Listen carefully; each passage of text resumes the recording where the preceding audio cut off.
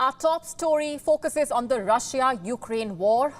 Following Indian Prime Minister Narendra Modi's recent visit to Ukraine, India is now positioned to act as a peacemaker in the Russia-Ukraine war. And this week, India's National Security Advisor Ajit Doval will be travelling to Moscow to engage in discussions aimed at resolving the conflict.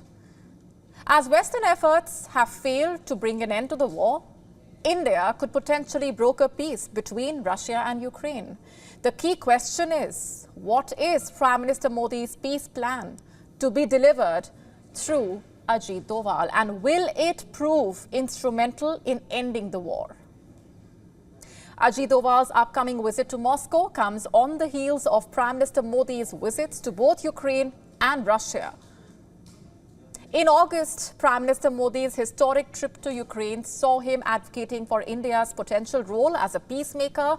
Similarly, in July, Prime Minister Modi's visit to Russia, the first since the war began, drew criticism from Ukraine and triggered expressions of displeasure from the United States. Despite this, India stands out as a rare country enjoying positive relations with Russia, Ukraine, and the West, which is Ukraine's principal supporter, remember. Many analysts believe that Prime Minister Modi could play a crucial role in nudging both sides towards dialogue. Just to be clear, specific details about Ajit Doval's upcoming visit are not yet available, but what we do know is that India's stance on the war has been resolute from day one. Dialogue and diplomacy, that is India's prescription for ending the war.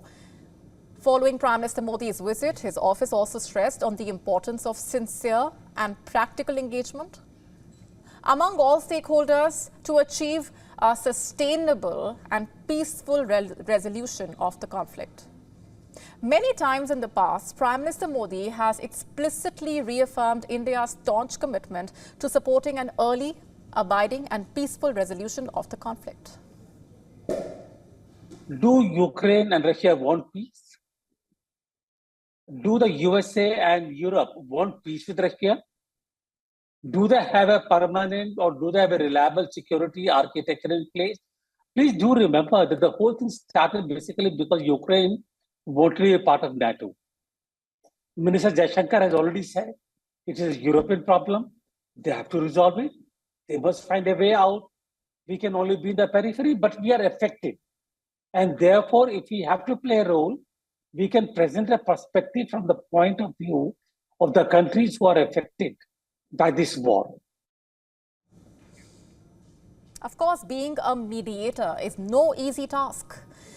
Look at the challenges. Ukraine's recent incursion into Russia's Kursk region, where it claims to have grabbed over 1,000 square kilometers of territory, has altered the balance of military engagement in a way. Russian President Vladimir Putin, suffering a setback, has doubled down on its assault on eastern Ukraine. Meanwhile, the Ukrainian President Volodymyr Zelensky says he wants to use territorial gains inside Russia for a land and prisoner swap. He plans to create a buffer zone. And as a result, the Russian foreign minister has said there is no possibility of any talks with Ukraine. Can a mediator then get the two sides talking is the question.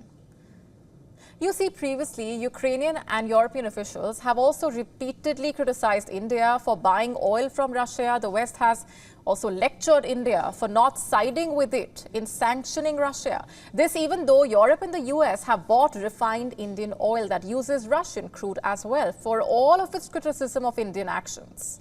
Ukraine has on multiple occasions asked India to broker peace. And that is because despite what the West says, India has never been neutral in the war. In the year 2022, when a critical deal was brokered by the United Nations and Turkey to free up millions of pounds of Ukrainian grain, India played an important role. When Russian forces were shelling the Zaporizhia nuclear plant in Ukraine, leaving the world worried about a nuclear catastrophe, India stepped in and asked Russia to back off. Throughout the war in Ukraine, India has always taken a stand during pivotal moments. Even Russian President Vladimir Putin has named India among the 3 countries that Russia is in touch with over the Ukraine war. Putin has in fact said that he respects the friends and partners who have sincerely sought to resolve the issues surrounding the war, naming India, China and Brazil. Other world leaders also are of the view that India can play a key role in finding a resolution to the war. As Ajit Doval heads to Moscow, diplomats and foreign policy experts will be watching closely to see if India can use its unique leverage. During the 1950s and 60s, remember, India was a leader of the non-aligned movement, a loose alliance of nations that tried to navigate a path through the Cold War without joining one side or the other. And decades later, India has grown. It is the world's fifth largest economy. It has cultivated closer ties with the US, and Russia remains its trusted partner. Prime Minister Modi also enjoys a good rapport with Putin and with US President Joe Biden. According to reports, the Indian NSA Ajit Doval will be carrying Prime Minister Modi's peace plan, which he will deliver to President Putin. What is in it? We don't know yet, but how many leaders in the world can comfortably visit both Russia and Ukraine and still be received warmly by both the countries? The fact that only Prime Minister Modi can do that is a sign of how India has arrived as a major geopolitical actor. To stay up to speed with the latest news, download the WION app and subscribe to our YouTube channel.